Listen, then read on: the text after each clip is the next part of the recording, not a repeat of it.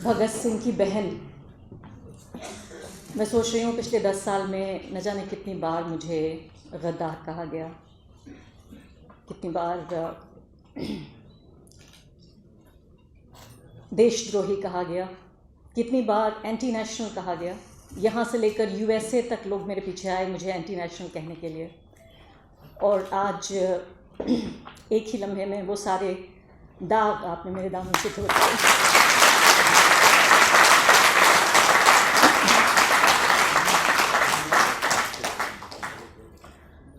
वो डरते हैं, किस चीज़ से डरते हैं वो डरते हैं, किस चीज़ से डरते हैं वो? तमाम धन दौलत, गोला बारूद, पुलिस फौज के बावजूद वो डरते हैं कि एक दिन निहत्थे और गरीब लोग उनसे डरना बंद कर देंगे। आज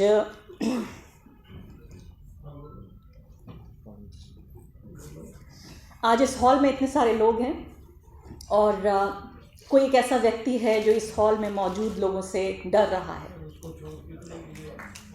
और वो इसलिए डर रहा है क्योंकि यहाँ पर सोचने वाले लोग हैं, समझने वाले लोग हैं, पढ़ने वाले लोग हैं, लिखने वाले लोग हैं और इससे भी ज़्यादा बोलने वाले लोग हैं। और तमाम गोला बारूद और फौज, और यहाँ पे जिक्र हुआ अदालत और जज, उन्हें भी जोड़ लेते हैं। अदालतों और जज सबके बावजूद भी उन्हें डर लग रहा है कि यहाँ कुछ सोचने, समझने, लिखने, पढ़ने और बोलने वाले लोग हैं। मुझे बहुत बहुत खुशी है, बहुत सम्मानित मैं महसूस कर रही हूँ। मुझे देश दुनिया, आपने सुना, बहुत सारे अवार्ड मिले, लेकिन सबसे ज़्यादा अच्छा जब लगता है जब अपने लोगों के बीच, और ख़ासकर मैं खुद एक बहुत भावुक व्यक्ति हूँ और ये पूरा ऐसा लगता है कि ये पूरी महफिल भावनाओं की ही सजी हुई है। तो मुझे बहुत अच्छा लगा कि मेरे जैसे लोग, मैं ऐसा लगा मुझे कि मैं खुद अपने घर आ गई।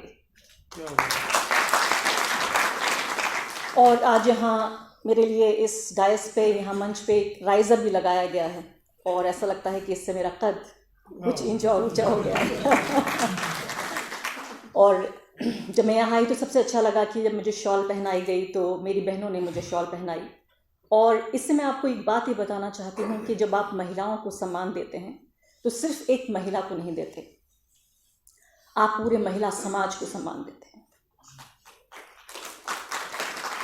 जब एक लड़की आगे बढ़ती है, आपने देखा शॉल पहनाने में, बताइए, सारी महिलाएं मेरे साथ थीं, मेरी सारी बहनें मेरे साथ थीं। और यही सबसे अच्छी बात है कि जब भी मैं देखती हूँ, आप पॉलिटिकल लीडर्स में देखिए, मैं कई बार मैं खुद इसके खिलाफ बोलती हूँ कि सिर्फ एक मायावती के बन जाने से, सिर्फ एक ममता बनर्जी के बन जाने से, सिर्फ एक जयललिता के बन जाने से कुछ नहीं होता। लेकिन जब मैं मायावती और इसके अलावा ममता बनर्जी, इन सब की रैलियों में जाती हूँ तो मैं देखती हूँ कि एक महिला के साथ दर्जनों महिलाएं अपने आप आ जाती हैं, क्योंकि वो अपने को सहज महसूस करती हैं, वो कंफर्टेबल महसूस करती हैं। तो इसलिए बहुत ज़रूरी है और ये अच्छी बात है। 13वां नंबर हालांकि अशुभ माना जाता है, लेकिन हमारे लिए बहुत शुभ हो गया कि एक दर्जन भर मर्दों के बाद एक महिला का नंबर आया। मैं बहुत बहुत सम्मानित और खुश महसूस कर रही हूँ। और छत्रपति जी को हम याद कर रहे हैं। आप सोचिए, हमारे बीच इतने लोग हैं जो जिंदा हैं, जिनके पास तमाम तरह की सत्ता है, तमाम तरह का बल है, लेकिन उसके बावजूद उन्हें किसी हॉल में बैठ के कोई याद नहीं करता। आज हम एक ऐसे व्यक्ति को याद कर रहे हैं जिसको गुजरे भी एक ज़माना हुआ, 21 साल गुजर गए उनको गुजरे भी, लेकिन हम आज यहाँ पहुँचे हैं उनकी हिम्मत को सलाम करने के लिए। हम आज यहाँ पहुँचे हैं उनकी उस हौसले को सलाम करने के लिए, उनकी उस सच को सलाम करने के लिए, उनकी ईमानदारी को सलाम करने के लिए। क्योंकि आप यकीन जानिए कि जो सबसे झूठा व्यक्ति होता है वो सबसे ज़्यादा सच्चाई और ईमानदारी की बात करता है। और इसीलिए आप देखिए, हमारे बड़े बड़े नेता, बड़े बड़े तानाशाह जो हमारे देश में आज हैं, जब वो देश से बाहर जाते हैं तो कहते हैं भारत दुनिया का सबसे बड़ा लोकतांत्रिक देश है, भारत एक ऐसा देश है जो संविधान से चलता है। उन्होंने ये भी कहा कि भारत में धर्म, जाति, लिंग, क्षेत्र, भाषा के आधार पे कोई भेदभाव नहीं होता।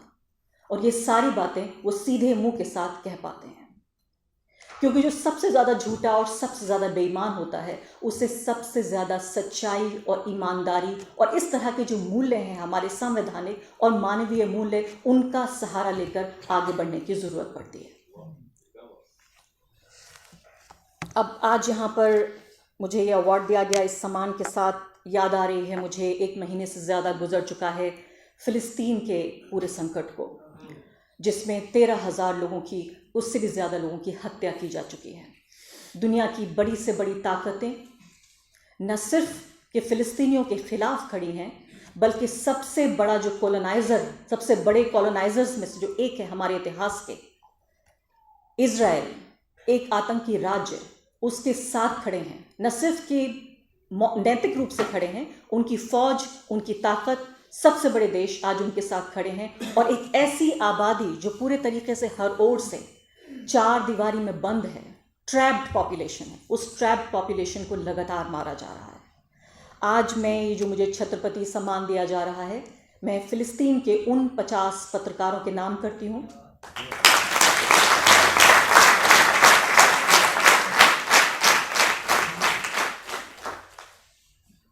जो इस पूरे संघर्ष में शहीद हुए हैं।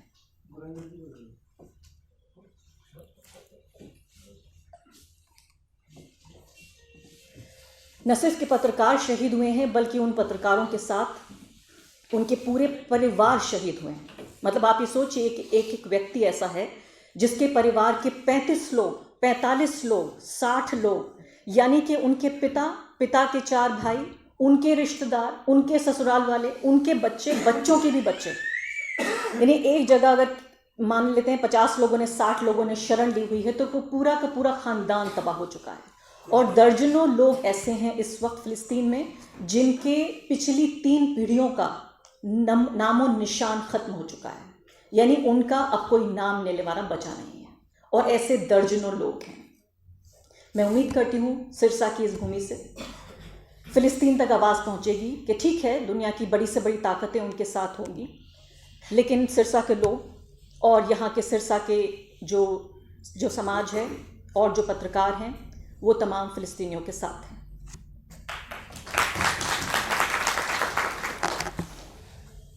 छत्रपति जी का यहाँ जिक्र हुआ और मैं सोचने लगी कि मुझे इस अवार्ड के लिए चुनने के पीछे बहुत सारी वजह हैं, लेकिन उसमें एक और वजह भी रही होगी। उनका और मेरा अनुभव बहुत अलग नहीं है। अभी हमारे दोस्त ने बताया पहले कि कैसे एक मठाधीश, एक बाबा, गुरु, उनको भगवान भी कहा जाता है, श्री श्री 2 और मैं लगा देती हूँ, श्री श्री श्री श्री रविशंकर जी का मैं इंटरव्यू करने पहुँची। और इंटरव्यू से पहले मैंने उनके ऊपर एक कार्यक्रम किया था। वो कार्यक्रम था कि जब उन्होंने एक बयान दिया था 2018 में, वो बयान ये था कि अगर राम मंदिर का फैसला हिंदुओं के खिलाफ आया तो भारत सीरिया बन जाएगा। इस कार्यक्रम को लाखों लोगों ने देखा और श्री श्री जी को ये महसूस हुआ कि शायद उससे इनका जो पब्लिक रिलेशन है, जो कहते हैं कि उनके मिलियंस फॉलोअर्स हैं, वो नाराज़ हो जाएंगे कि देखिए कैसे एक हिंसक व्यक्ति की इमेज उनकी बाहर जा रही है। उन्होंने एक व्यक्ति को मुझसे मिलने भेजा और उसके बाद ये तय पाया कि चलिए मैं उनका इंटरव्यू करती हूँ।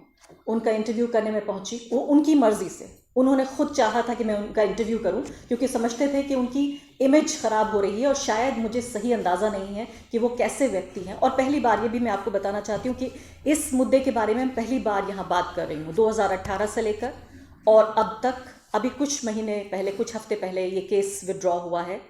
उससे पहले तक चूँकि मामला अदालत में था तो मैं कभी इस बारे में बात नहीं करती थी। आज यहाँ इस प्लेटफॉर्म से पहली बार मैं इस इंसिडेंट के बारे में बात कर रही हूँ कि कैसे मठाधीशों के सामने पत्रकारिता का समर्पण करने की कितनी कोशिश होती है।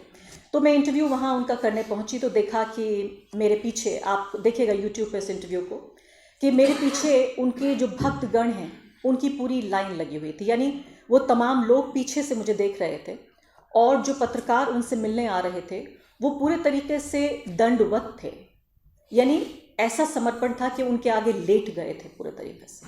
अब उम्मीद ये की जाती है कि वो लोग जो दंडवत हो जाएं, वो क्या उठ के खड़े होकर कभी सवाल कर पाएंगे उनसे? तो अब तक वो सिर्फ उन दंडवत पत्रकारों से ही मिले थे जो आते थे सवाल पूछने नहीं, आशीर्वाद लेने के लिए।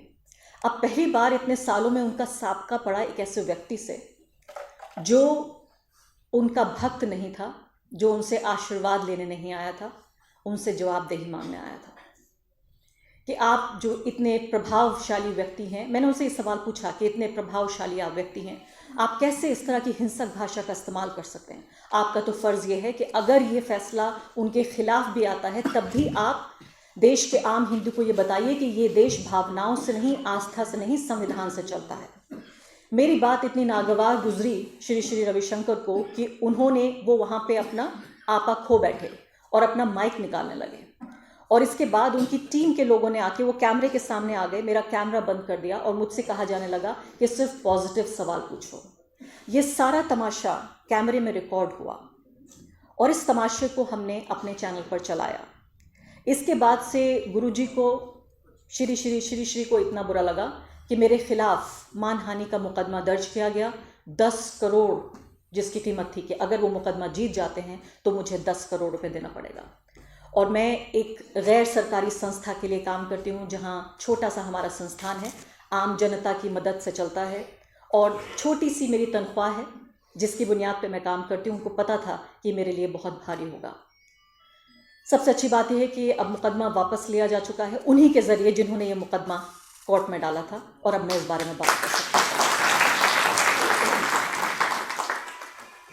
जब पत्रकार को सम्मान दिया जाता है तो समाज, ये माना जाता है कि आज मेरे रास्ते में बात हो रही थी, हमारे दोस्त जो मुझे लेकर आ रहे थे वो कहने लगे हमें बहुत हौसला होता है जब आपके जैसे पत्रकार बातचीत करते हैं और हमारे बीच आते हैं। मैं यहाँ कहना ये चाहती हूँ कि जब पत्रकार समाज के बीच होता है और जब उसे समर्थन मिलता है तो उससे पत्रकार का हौसला बढ़ता है।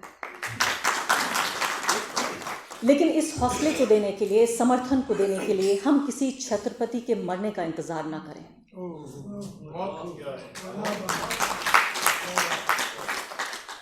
ऐसे लोगों का ज़रूर समर्थन करें जो अपनी जान दांव पे लगाए हुए हैं। और किसी भी वक्त जब मुझसे पूछते हैं लोग हाउ सेफ आर यू, आप कितनी महफूज हैं, कितनी सुरक्षित हैं, तो मेरे पास कोई जवाब नहीं होता, मैं सिर्फ मुस्कुरा देती हूँ, क्योंकि इस सवाल का मेरे पास कोई जवाब नहीं है।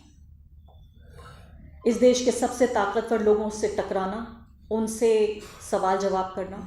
अभी मैं राजस्थान से लौट रही हूँ 4 दिन वहाँ गुजारने के बाद। पूरे राजस्थान में आप सोचिए दलित आबादी, आदिवासी आबादी, पानी की वहाँ भारी कमी है। 10% जो मुस्लिम आबादी है उसका ये हाल किया हुआ है वहाँ कि गौरक्षा के नाम पर दिन रात उनकी लिंचिंग हो रही है, उनसे उनका कारोबार छीना जा रहा है। ये तमाम मुद्दे पूरे तरीके से हाशिए पर हैं। सारे नेता, नंबर 1 और नंबर 2 का जो जिक्र हुआ, नंबर 1 से लेकर और नंबर 10 तक सारे लोग उदयपुर में मौजूद हैं। उसके बाद अजमेर भी जाते हैं। उदयपुर में एक व्यक्ति का, कन्हैया लाल का मुद्दा उठाते हैं, लेकिन नासिर जुनैद की कोई बात नहीं करता।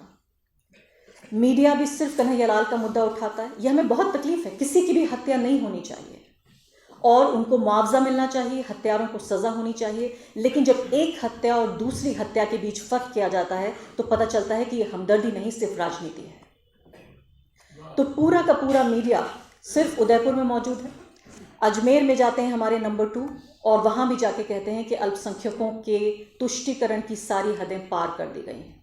यानी आप मीडिया का पूरा मैप अगर आप देखें तो मीडिया के मैप से 85% आबादी को पूरे तरीके से ख़त्म कर दिया गया है।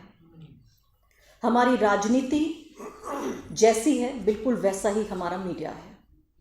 हमारी राजनीति से दलितों के मुद्दे, आदिवासियों के मुद्दे, किसानों के मुद्दे, मजदूरों के मुद्दे, ग्रामीण भारत के मुद्दे, मुसलमानों के मुद्दे, ईसाइयों के, सिखों के, महिलाओं के मुद्दे, युवाओं के मुद्दे, सारे मुद्दे गायब हैं। अब आप मुझसे कहेंगे आपने तो सबको बता दिया, बचा कौन?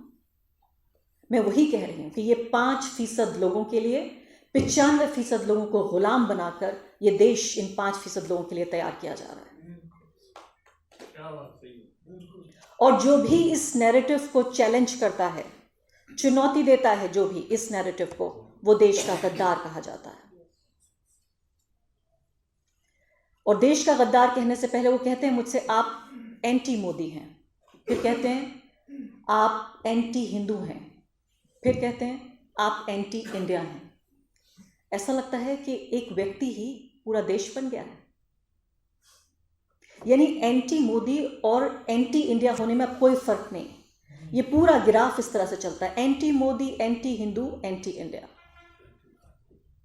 और इतना आसान होता है जब एक व्यक्ति को सिर्फ आप उसकी जो धार्मिक पहचान है उसमें समेट दें, तो फिर उसके जो काम का जो प्रभाव है उसे आसानी से ख़त्म किया जा सकता है।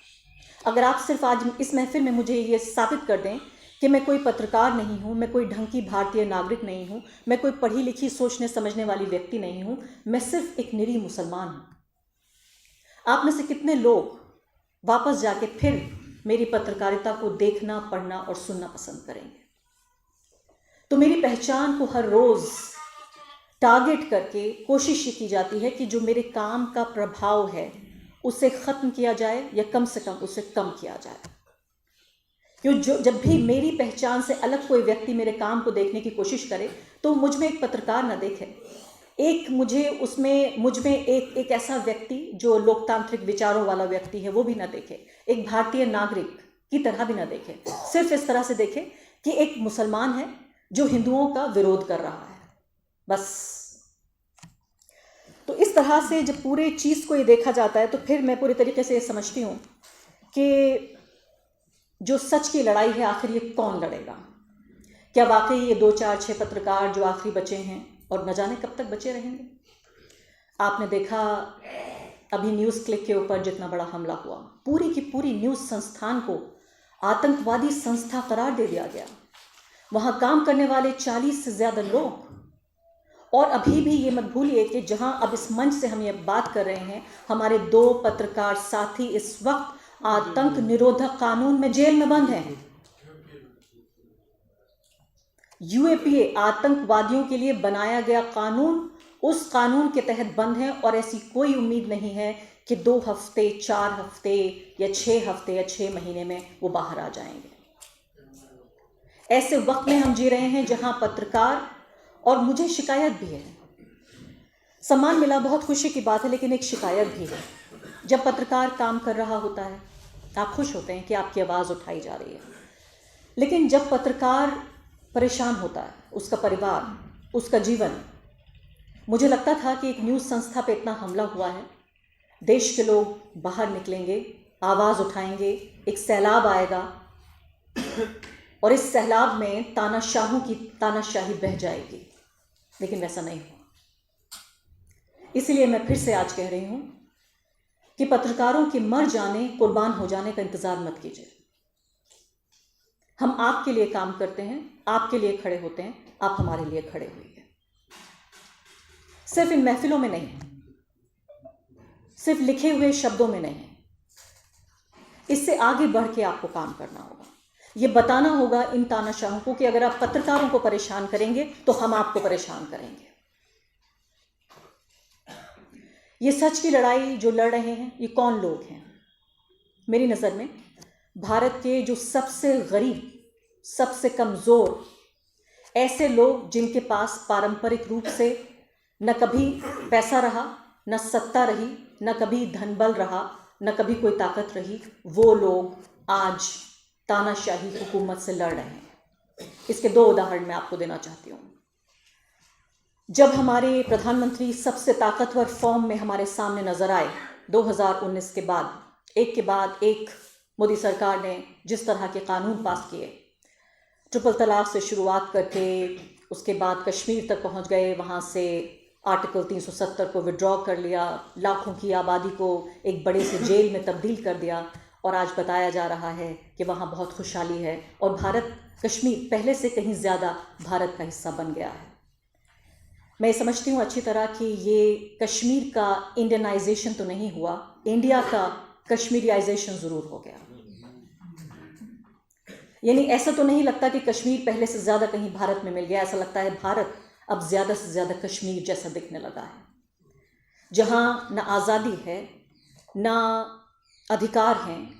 प्रेस क्लब, बाकायदा कश्मीर का श्रीनगर का प्रेस क्लब, उसे जाके पुलिस ने एक लम्हे में बंद करा दिया। आज वही हालात आप देखिए, एक के बाद एक हर गुजरते दिन के साथ यही हमला हो रहा है। सबसे बड़ा हमला मीडिया पे जो हुआ, वायर जैसे संस्थानों के अलावा भी न्यूज़ क्लिक पे अभी जो हमला हुआ, इसकी शायद कल्पना कभी किसी ने नहीं की थी। तो कश्मीर तो भारत जैसा न जाने हुआ या नहीं हुआ, लेकिन ये ज़रूर हुआ कि भारत कश्मीर जैसा हो गया। मैं अपने आप को पत्रकार के तौर पर बहुत मायनों में काफ़ी सुरक्षित महसूस करती हूँ जब मैं सोचती हूँ कश्मीर के पत्रकारों के बारे में। कश्मीर के कई पत्रकार जेल में हैं अभी, उनमें से कई ऐसे लोग हैं जो कई साल से जेल में हैं। कश्मीर में जो भारत का पहले से कहीं ज़्यादा हिस्सा बन गया है, अब उसका वो स्पेशल स्टेटस भी ख़त्म हो चुका है, उसका हाल ये हुआ है कि अब कश्मीर में लगभग ऐसा लगता है कि पत्रकारिता की मनाही हो चुकी है। मैं पिछले जनवरी फरवरी के महीने में भारत जोड़ो यात्रा कवर करने गई थी, राहुल गांधी जहां पहुंचे कश्मीर। जब मैंने पत्रकारों से वहां बातचीत करने की कोशिश की तो कुछ घंटों के दौरान मैंने करीब 2 दर्जन पत्रकारों को फ़ोन लगाया। उन तमाम लोगों में से सिर्फ 3 ऐसे पत्रकार बचे जो एक तरह से ट्रेनी जर्नलिस्ट थे। उनका पहला या दूसरा साल था पत्रकारिता का, और वो सिर्फ इसलिए कि दिल्ली से बड़ी पत्रकार आई हैं, कैमरे के सामने हम आएंगे, अपनी मासूमियत में वो मुझसे इंटरव्यू के लिए तैयार हो गए। बाकी 2 दर्जन लोगों ने कहा कि वो कैमरे के सामने ये नहीं बोल सकते कि कश्मीर में पत्रकारिता को और पत्रकारों को खतरा है। आज मैं हिम्मत से यहाँ खड़ी हूँ, बोल रही हूँ, हिम्मत से आप यहाँ बैठे हैं, सुन रहे हैं। मुझे नहीं पता ये कितने दिन तक चलेगा। कश्मीरियों को ये कहने की इजाज़त नहीं है कि वो परेशान हैं। कश्मीरियों को ये कहने की इजाज़त नहीं है कि उनके अधिकार कुचले जा रहे हैं, उनकी आज़ादी कुचली जा रही है। पत्रकारों को पत्रकारिता की, जो सामाजिक कार्यकर्ता हैं उन्हें अपना काम करने की, कारोबारियों को कारोबार की, जो छात्र हैं उन्हें अपना पढ़ाई करने की, जो नौकर पेशा लोग हैं उन्हें नौकरी करने की, हर तरह से एक ऐसा जाल बुन दिया गया है, एक ऐसी बड़ी सी जेल में तब्दील कर दिया गया है। तो जब मैं कह रही हूँ कि इस देश के जो सबसे कमज़ोर लोग हैं वो इस लड़ाई को लड़ेंगे, मैं आपके सामने 2 आंदोलनों को पेश करना चाहती हूँ। पहला आंदोलन है शाहीन बाग का आंदोलन और दूसरा आंदोलन है भारत के किसानों का आंदोलन। शाहीन बाग के आंदोलन की मैं बात करती हूँ। मुस्लिम महिलाओं का आंदोलन, मैं इसे कहती हूँ कि ठीक है, तमाम तरह के जो लोकतांत्रिक विचारों वाले लोग थे वो भी इसमें शामिल थे, लेकिन ये मूलभूत रूप से ये मुस्लिम महिलाओं का आंदोलन था, उनके ज़रिए खड़ा किया गया आंदोलन। ये आंदोलन तब हुआ जब 2019 में नरेंद्र मोदी पहले से भी ज़्यादा मैंडेट के साथ, सीटों के साथ चुन कर आए और उनको चुनौती देने वाली, उनकी सत्ता को चुनौती देने वाली वो महिलाएं थीं जिनको कहा गया कि ये 3 तलाक की पीड़ित महिलाएं हैं, जिन्हें कुएं से बाहर निकालने का काम एक मसीहा ने किया जिनका नाम था प्रधानमंत्री नरेंद्र मोदी। उन महिलाओं ने उस प्रधानमंत्री को, जो सबसे ज़्यादा मजबूत था इस ऐसे वक्त पे जबकि चू नहीं निकल रही थी, किसी की आवाज़ नहीं निकल रही, तब उन्होंने चुनौती दी। और इसके अलावा आप ये देखिए 24 घंटे के अंदर मैं शाहीन बाग आंदोलन को एक बड़ा नारीवादी आंदोलन भी मानती हूँ। ये ठीक है, ये अधिकारों के लिए आंदोलन था, ये संविधान के लिए आंदोलन था, ये नागरिकता के लिए आंदोलन था, लेकिन सबसे बड़ी बात यह है कि सबसे बड़ी ताकत के तौर पर एक ऐसा समाज निकला मुस्लिम महिलाओं का, जिसे मैंने कहा जिनको प्रताड़ित समाज कहा जाता था, और दर्जनों की तादाद में ऐसे एक्टिविस्ट और नेता ओवरनाइट, रातों रात पैदा हो गए जिनकी हमने कभी कल्पना भी नहीं की थी। और मेरा ये यकीन है कि 30 साल और 50 साल लग जाते नारीवादी आंदोलनों को, नारीवादी जो कार्यकर्ता हैं उनको, इस तरह की महिलाएं तैयार करने के लिए, ऐसी बोलने वाली, इतनी हिम्मत रखने वाली, इस तरह से चुनौती देने वाली, जितना सिर्फ 24 घंटे के अंदर अपने किचन रूम से खाना पकाते पकाते, रोटी बनाते बनाते, आटा झाड़ के हाथों से और माइक पकड़ के खड़ी हो गई, प्रोटेस्ट साइट पे आ गई। दूसरा बहुत महत्वपूर्ण जो आंदोलन हुआ, और आप मुझसे कहेंगी कि ये आंदोलन तो कामयाब नहीं हुआ, सीए कानून तो वापस नहीं लिया गया, तो फिर आप इससे कैसे कहती हैं कि ये कामयाब आंदोलन था, ये वो महिलाएं बहुत बड़ी कोई क्रांतिकारी थी? मैं कहती हूँ कि क्रांति इसलिए नहीं लाई जाती कि क्रांति के मुकम्मल होने की कोई गारंटी होती है। क्रांति इसलिए लाई जाती है क्योंकि अनैतिकता, बेईमानी और झूठ का मुकाबला करना हमारा फर्ज है। भगत सिंह को अगर ये पता होता कि फांसी पे चढ़ने के बाद देश में आज़ादी आ जाएगी, तो शायद उन्होंने ये काम पहले किया होता। तो इसलिए क्रांति इसलिए नहीं लाई जाती कि कोई गारंटी है, कोई लिख के देगा कि 100 दिन बाद, 200 दिन बाद, 1 साल बाद, 10 साल बाद। आप जानते हैं हमारा आज़ादी का आंदोलन कितने दिनों तक चला। तो इसलिए मैं इस आंदोलन को फिर भी कामयाब मानती हूँ। दूसरी बड़ी बात किसानों के आंदोलन की। किसान आंदोलन ने क्या दिया? आप कहेंगे किसान आंदोलन बहुत कामयाब रहा, कृषि कानूनों को वापस ले लिया गया, बहुत बड़ी बात है, सही बात है। लेकिन जिस पर बहुत कम लोगों का ध्यान जाता है